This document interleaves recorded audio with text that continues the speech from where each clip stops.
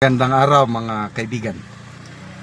Bigyan natin ng reaction, opinion ngayon itong post ni Dare to Us 1 minute ago. Mainit-init pa. Breaking! Sabi. Senator Ronald Bato de la Rosa has filed a temporary restraining order or TRO and or writ of preliminary injunction against the reported ICC arrest warrant at the Supreme Court. Part of the request is to take judicial notice on the statement of Ombudsman Boying Rimulya and to direct the DOJ and the DFA to submit confirmation or denial of all the ICC related documents and communication. Senator Bato is in good hands with the brilliant attorney Israelito Torion. So ito, na-touch dito, prayer. Ito na yung isinampa ni Senator Bato sa Supreme Court through attorney Torion. Basahin ko lang, prayer. Wherefore, petitioners most respectfully pray that this honorable court, number 1, take judicial notice of the public statement made by Ombudsman Jesus Rimulya on November 8, confirming on good authority the issuance, medyo maliliit, the issuance of an ICC warrant of arrest against petitioner Senator Ronald Bato de la Rosa and of media reports evidencing containing cooperation between DOJ ICC. So number 2, direct the Department of Justice and Department of Foreign Affairs to formally submit within 72 hours written certification under oath confirming or denying whether any ICC related warrant made or communication has been received, transmitted, or processed. Number 3, issue immediately a temporary restraining order and writ of preliminary injunction enjoining all respondents, their agents, and subordinates from enforcing, facilitating, or coordinating the implementation of an ICC warrant, red notice, or surrender request against petitioner Senator Bato, extending any form of logistical, financial, or protective assistance to ICC witnesses through the Witness Protection Program, transmitting any ICC-related communication or communication through diplomatic or law enforcement. Resolve forthwith dito, all pending matters for malilit, pasensya na kayo, for injunctive relief, considering the gravity and immediacy of the constitutional issues involved, and then grant such order reliefs are just. So yun po. Ang galing. Paunahan lang ito. So dahil yung lesson learned natin kay Tatay Digong, naunahan, ito na, bago pa dumating yung official kung totoo, kasi sinasabi ni Ombudsman Rimulya mayroon na siyang kopya, kailang unofficial, nakakuha na siya. So yung official, kung totoo, later on it will be communicated through channel.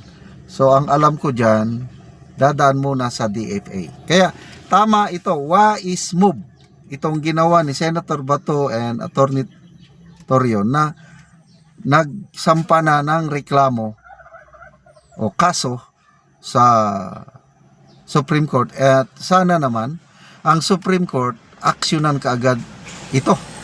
And I believe, aksyonan agad ito ng Supreme Court kasi bago lang silang nagpalabas ng implementing rules o guidance na hindi na pwedeng ma-extradite ang isang Pilipino kung hindi dadaan sa korte.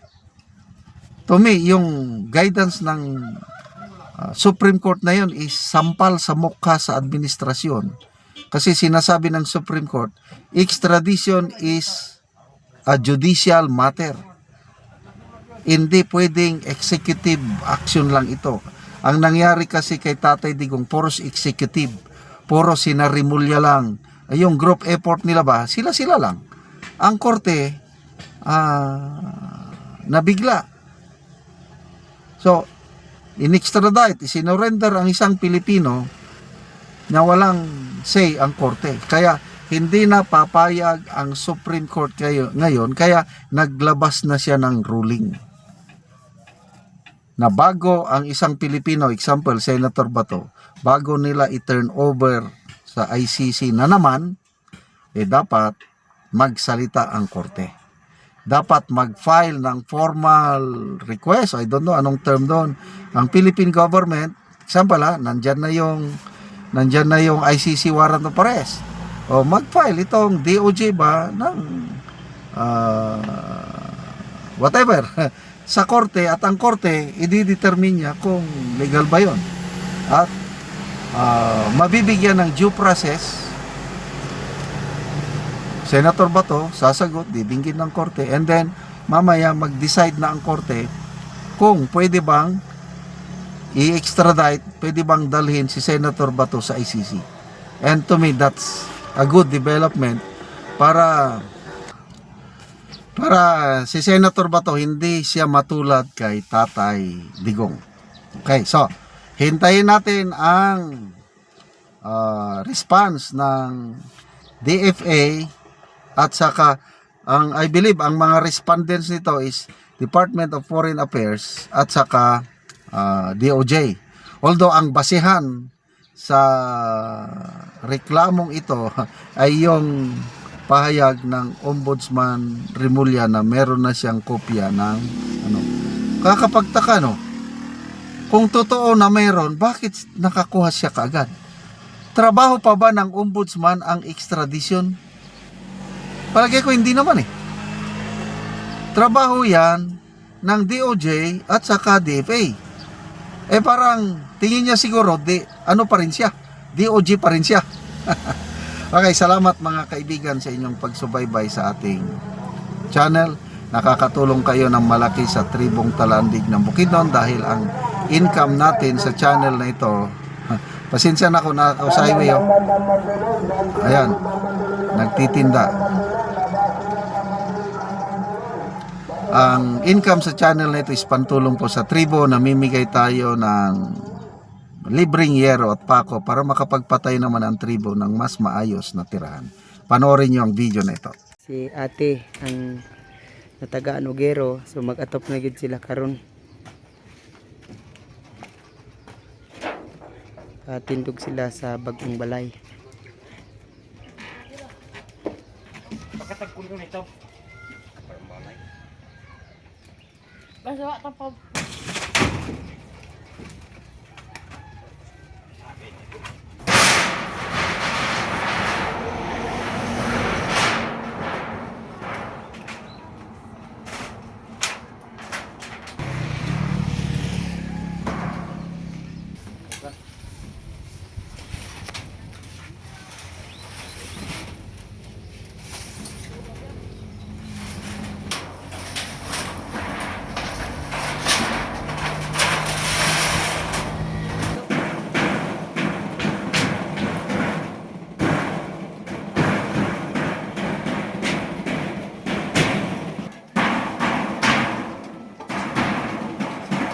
O karon te, nindot na gid kaayo ang inyong balay o.